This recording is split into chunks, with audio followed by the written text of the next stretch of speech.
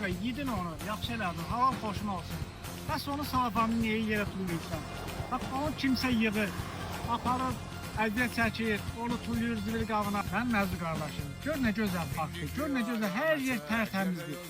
Sən o salafanı yerə tulladın, bax, sən bu parkı çirklədin. Bax, gözəl qardaş, yeri təmiz saxlamaq lazımdır. O tutana götürdün, aparsın zibil qabına tuluyursan. Nə var ki burada? Düz yeri, mən çox səhv elədim. Gəl, mən zibilləməzdim yeri. Gedim ondan üzr istəyim ki, bir də belə səhvə yol verməyəcəm.